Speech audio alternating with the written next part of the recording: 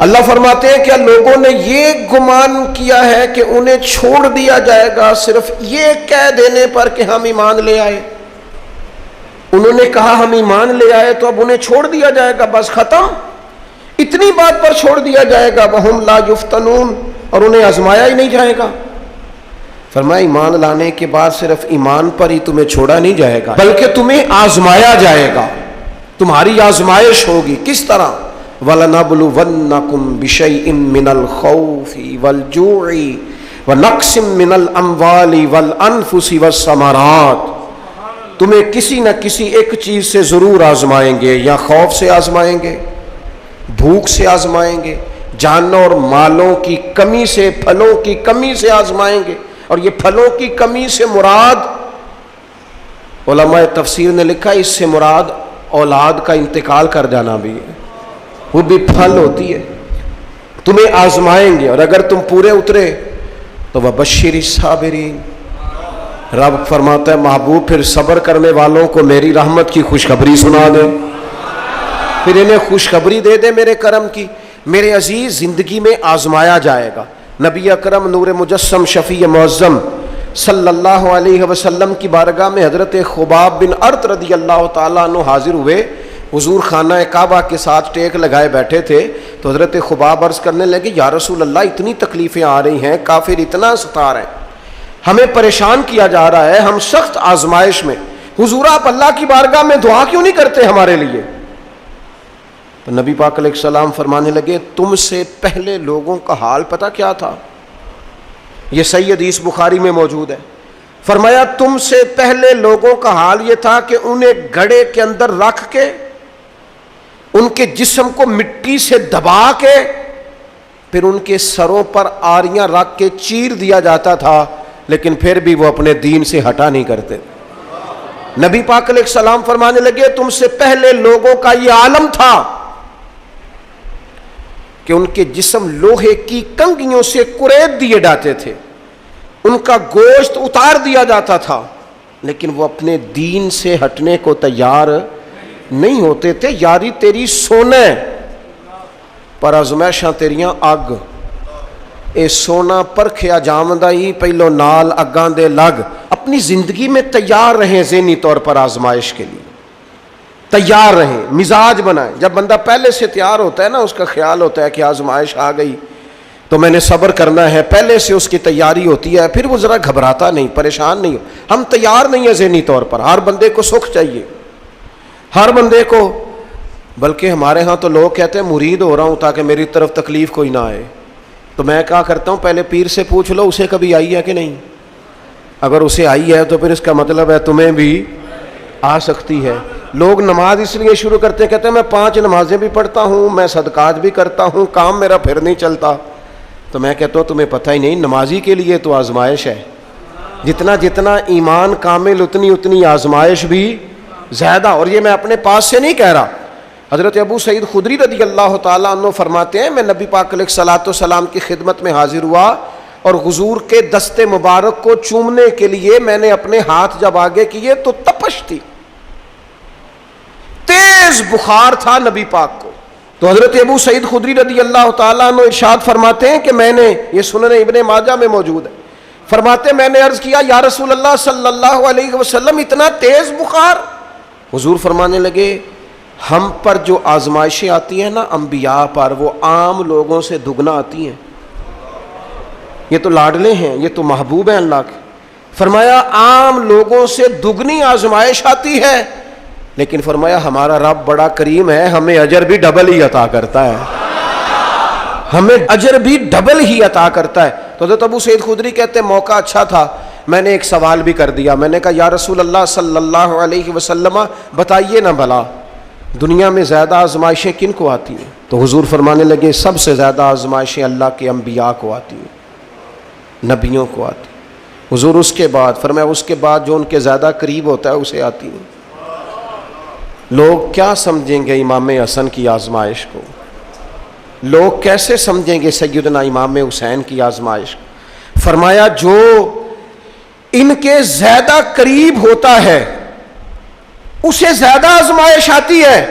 تو حضور کے سب سے قریب تو امام حسن ہے نا. امام حسین ہے نا، تو کیا سمجھتا ہے قربت بس نسبت کے اظہار کا نام ہے اور بڑے لطف کے ساتھ زندگی گزارنے کا نام ہے؟ تو نبی پاک علیہ الصلوۃ والسلام نے فرمایا، بات بڑی مزے کی ہے، فرمایا پھر اللہ کے بعض بندے تو ایسے ہوتے ہیں جنہیں اللہ فقر میں مبتلا کر دیتا ہے، فرمایا ان کے پاس صرف ایک چادر رہ جاتی ہے، اتنا فقر ان کے پاس آتا ہے، لیکن جو حدیث کے آخری لفظ ہیں نا وہ وجد والے ہیں، وہ وجد والے ہیں، وہ سرور والے ہیں۔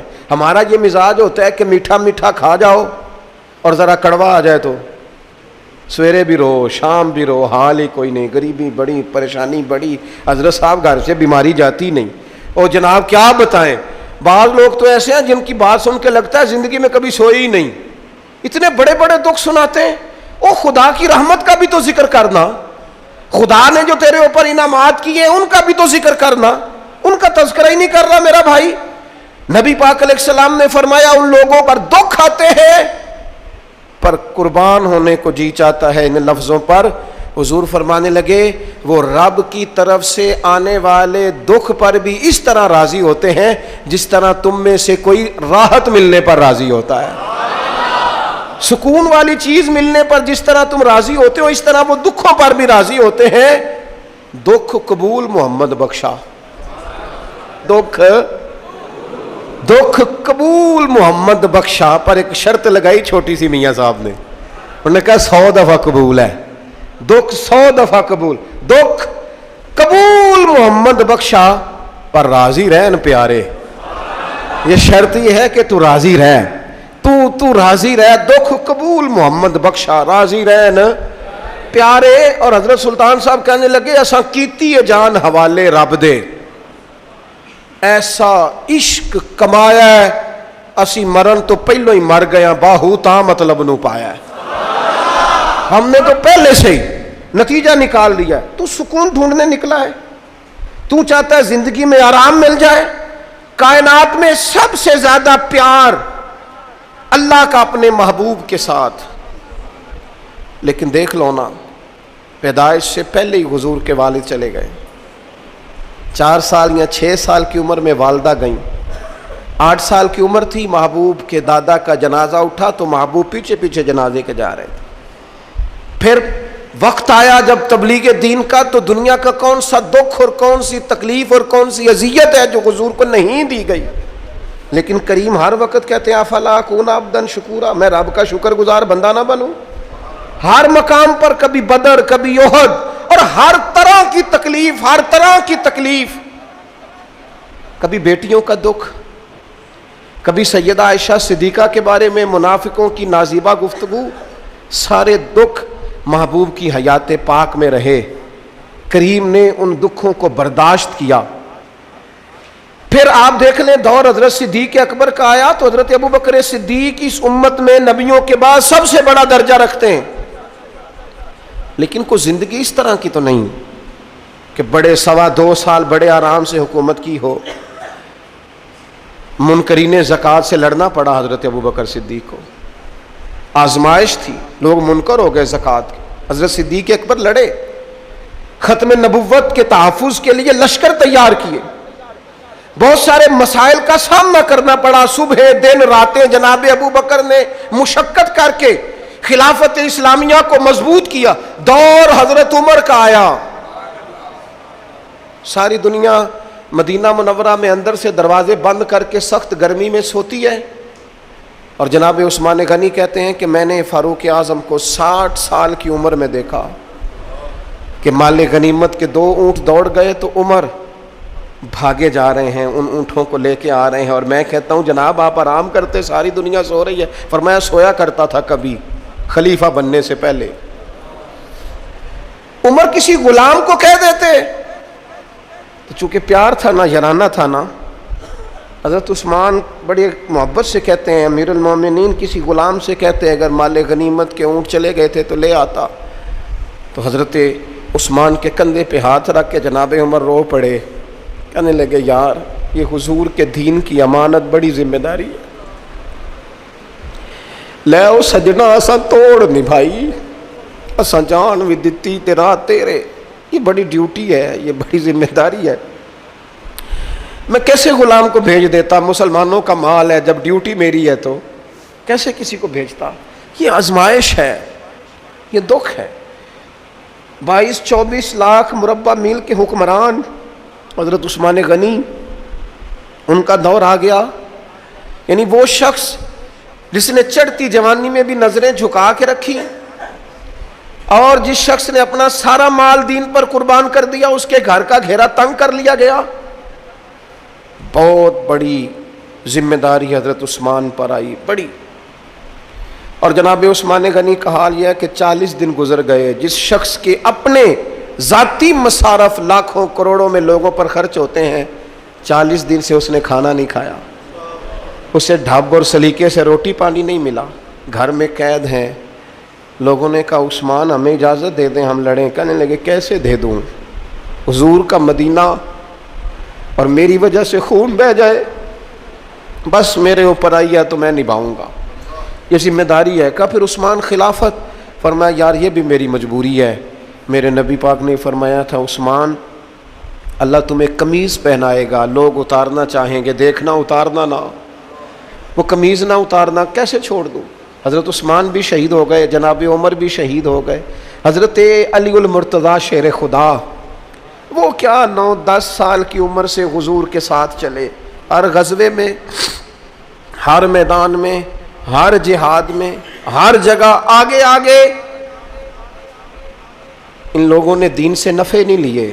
حضرت علی المرتضیٰ شیر خدا تو کوفے کی جامع مسجد کے پاس کھڑے ہو کے کہتے تھے میری کوئی بندہ زیرہ خرید لے۔ امیر المومنین کہہ رہے ہیں میری طامت زیادہ پھٹ گئی ہے، اب تو پیوند لگنے کی جگہ بھی کوئی نہیں بچی، یہ زیادہ پھٹ گئی ہے، اگر مزید پیوند لگ سکتے ہوتے تو میں زیرہ نہ بیچتا، یہ میری زیرہ کوئی خرید لے، کوئی خرید لے زیرہ۔ حضرت مولا علی شیر خدا 63 سال کی عمر مبارک، اور جب کوفے میں آپ کو خنجر لگا، زخم لگا، تو لوگ بیٹے کو بلاتے ہیں، آواز دیتے ہیں، لیکن جناب شیر خدا مولا علی مرتضیٰ مشکل کشا حل عطا حضرت علی المرتضیٰ شیر خدا زیر لب ہلکا سا مسکرائے، ادھر دیکھیے گا، اور مسکرا کے پتہ کیا فرمانے لگے؟ کہنے لگے فزت برب الکعبہ، لو بھائی کعبے کے رب کی قسم علی کامیاب ہو گیا ہے، کامیابی مل گئی۔ آج بات امام حسن کی آئی، امام حسن کو زہر دیا گیا، انتڑیاں نہ کٹ کٹ کے باہر گر رہی، اس شہزادے کی جس نے حضور کی گود میں عمر گزاری، محبوب کے کندھوں پہ رہنے والے حسن ابن علی، جناب امام حسین حاضر بارگاہ ہوئے تو ہاتھ پکڑ کے بھائی کا چوم کے رو پڑے۔ بھائی پیارے بھی تو بڑے ہوتے ہیں نا، بڑے پیارے ہوتے ہیں، اور ان لوگوں کا منصب بڑا انوکھا ہے، شدید تکلیف ہے۔ تو امام حسین کہتے ہیں میرے بھائی حسن بتائیے آپ کو زہر کس نے دیا؟ رو کے پوچھتے ہیں۔ بھائی کا ماتھا چوم کے امام حسن رو پڑے، کہنے لگے حسین میری مجبوری ہے، میں تمہیں نہیں بتاؤں گا۔ کہا کیوں؟ فرمانے لگے اس لیے کہ اگر وہ نہیں جس پر مجھے شک ہے تو پھر کسی بے گناہ کا نام کیسے لے دوں، اور اگر وہی ہے نا جس پر مجھے شک ہے تو پھر میں تمہیں نہیں بتاؤں گا، میرا رب بڑا بہتر انتقام لینے والا ہے، پھر بھی نہیں بتاؤں گا۔ کیا کروں، کیسے بتا دوں، مصطفیٰ کا نواسا ہوں، میں پڑھتے ڈالنے والی ماں کا بیٹا، میں شیر سے زیادہ جگر رکھنے والے علی کا پتر، میں کیسے بات کر دوں؟ بس زخم پہ زخم کھا کے جی، خونے جگر کے گھونٹ پی، اور سجنا آہ نہ کر لبوں کو سی، یہ عشق ہے کوئی دل لگی نہیں۔ میرے نبی پاک صلی اللہ تعالیٰ علیہ وآلہ وسلم نے ارشاد فرمایا اللہ تعالیٰ دین میں جو لوگ سخت ہوتے ہیں نا ان پر مشکلیں بھی سخت ڈالتا ہے۔ یہ حدیث پاک آپ کو مسند امام احمد بن حنبل میں ملے گی، ابن ماجہ ترمذی میں ملے گی۔ فرمایا جتنا کوئی دین میں سخت ہوتا ہے اتنی اس کی مشکلات بھی سخت ہوتی ہیں، اور جتنا کوئی نرم ہوتا ہے اتنی اس کی مشکل بھی تھوڑی ہوتی ہے۔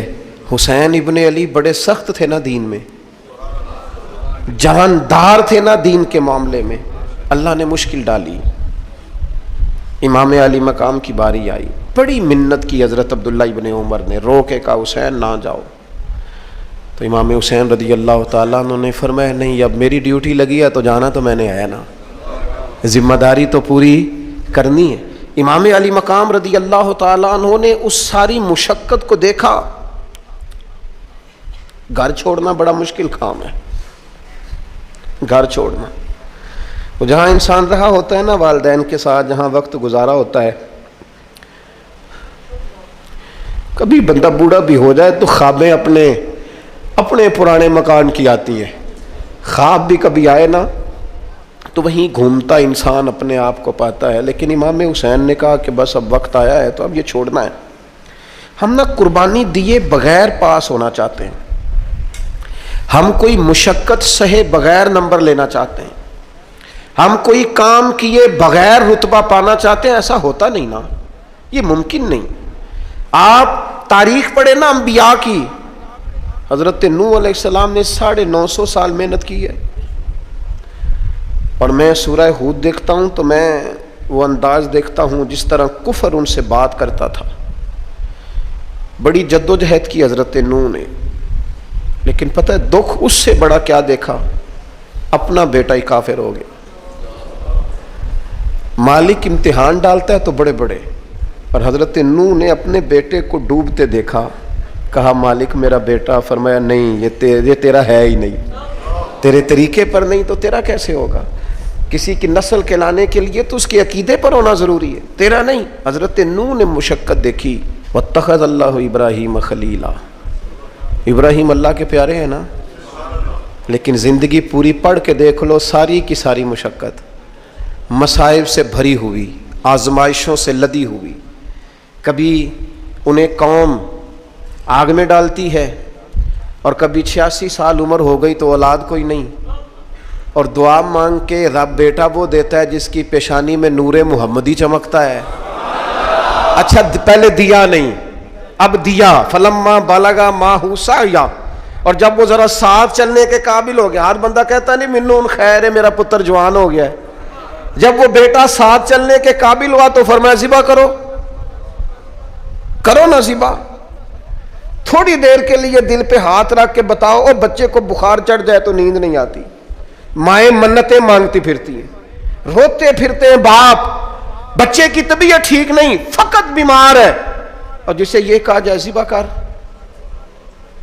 جناب ابراہیم تیار ہو گئے اور بیٹے کو ذبح کر دیا، چھری چلا دی. وہ تو مالک نے کہا کہ ابراہیم تم پر سلام ہو، تم نے اپنا خواب سچ کر دکھایا ہے.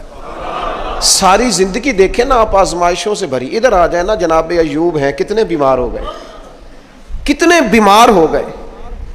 12 سال گزر گئے طبیعت خراب کو، 8 دن کے بخار میں لوگوں کے شکوے، 12 سال بیت گئے. دکھ قبول محمد بخشا، بس عرض اتنی ہے کہ راضی رہن پیارے. آپ دیکھیں نا جناب یعقوب پیارے ہیں نا اللہ کے، لیکن آدھی زندگی روتے گزر گئی بیٹے کی یاد.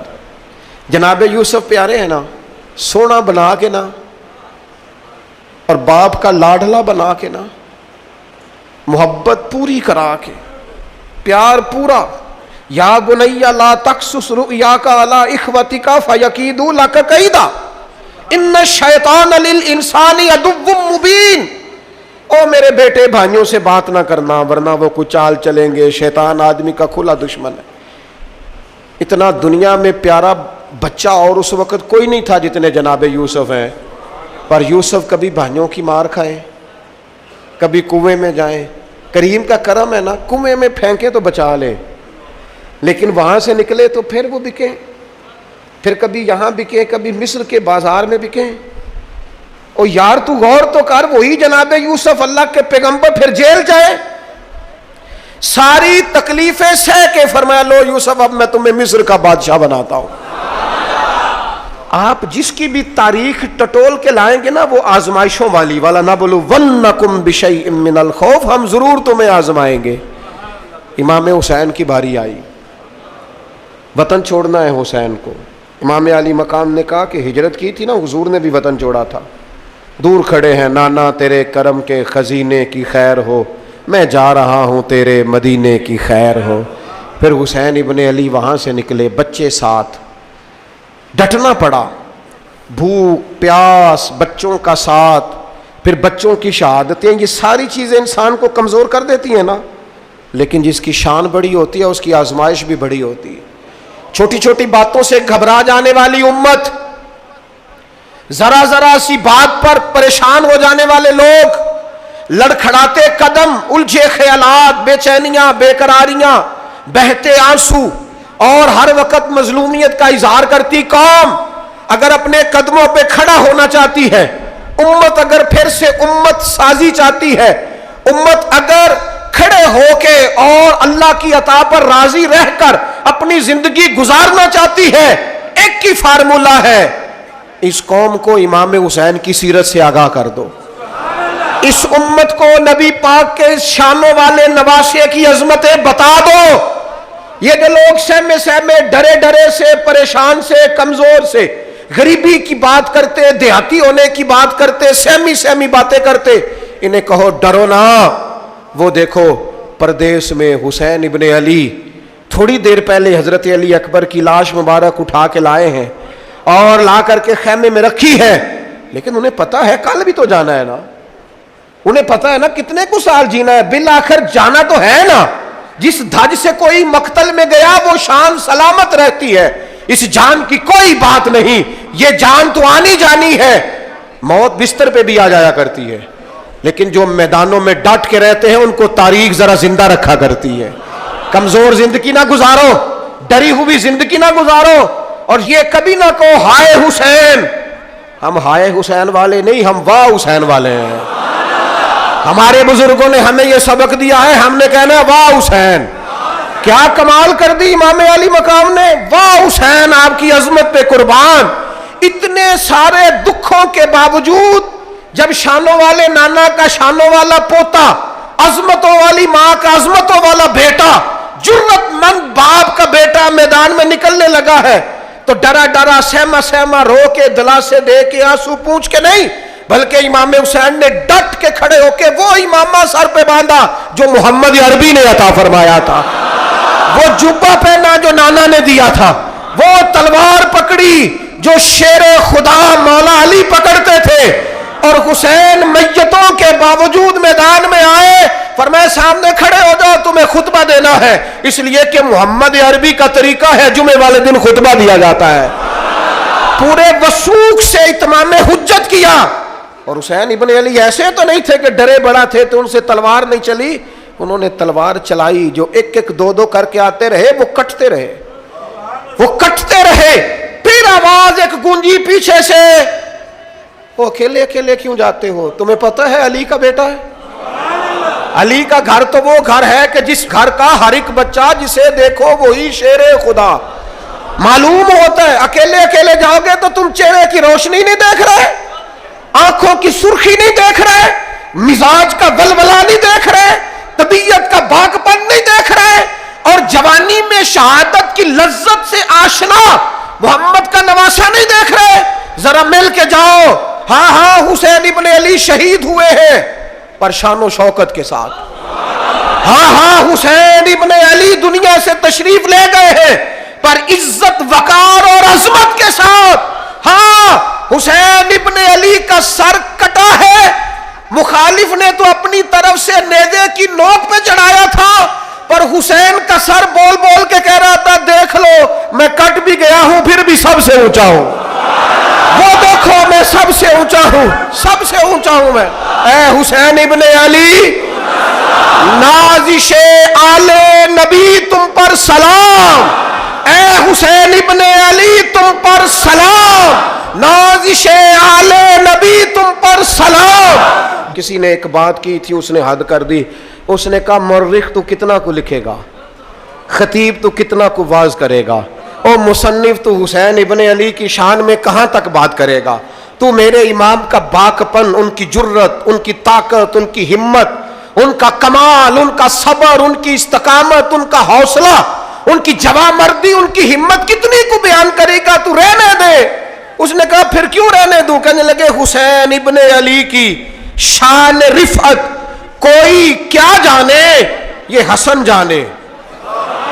حسین ابن علی کی شان رفعت کوئی کیا جانے، حسن جانے، یہ علی جانے، یہ نبی جانے یا خدا جانے. ہماری طاقت نہیں ہے کہ ہم امام علی مقام کی عظمت کو بیان کر سکیں. بس چپ کر میرے علی، ایتھے جا نہیں ہو.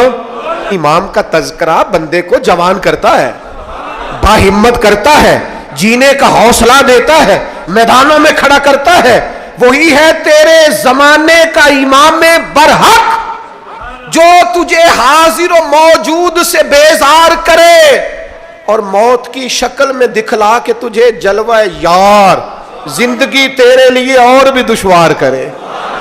اور پلٹنا، جھپٹنا، جھپٹ کر پلٹنا، یہ لہو گرم رکھنے کا ہے ایک بہانہ. لہذا طاقتور بنو، باہمت بنو، کربلا کے واقعے سے طاقت حاصل کرو. پھر کہتا ہوں ہم ہائے حسین والے نہیں، ہم تو واہ حسین والے ہیں. ہمارا کہنا ہے کہ واہ حسین، اے حسین ابن علی تم پر سلام، نازش آل نبی تم پر سلام. ہم کہہ رہے واہ حسین، واہ حسین، واہ حسین، واہ حسین، یا حسین، واہ حسین، یا حسین، واہ حسین، واہ حسین، یا حسین، واہ حسین. اپنے مزاج میں طاقت پیدا کرو، اپنے بچوں کو یہ قوت ارادی، قوت فیصلہ آنے والی نسل کو منتقل کریں. یہ ہمت، جذبہ، اور بالخصوص ماؤں بہنوں بیٹیوں کو بتائیں کہ رو کے نہ جیو، اس طرح جیو جس طرح حسین ابن علی کی بہن نے جی کے دکھایا. دربار یزید میں جناب زینب نے جب خطبہ پڑھا نا، دربار دمشق میں وہ زینب کا خطاب منبر پہ علی بول رہے ہو جیسے. انہیں کہو کہ ذرا تھوڑا باہمت وقت گزاریں. باہمت، کہیں نہیں ڈگمگائی میرے امام کی بہن، کہیں کمزور نہیں پڑی، طاقت، ہمت. اور انہوں نے بتلایا ہے کہ رو کے وقت نہیں گزرتا، وقت تو چھا کے گزارنا چاہیے. مشکلات کے سامنے میرے حضرت صاحب کا ایک شعر ہے، فرمایا کرتے تھے تجھے کیا ڈر ہو اے اختر، تیرے یاور ہیں وہ یاور، مشکلوں کو جو تیری خود گرفتار بلا کر دے. وہ تو مشکل کو مشکل میں ڈال دیں گے جن کو ہم نے مانا ہوا ہے. مشکل کو مشکل میں ڈال دیا جاتا ہے.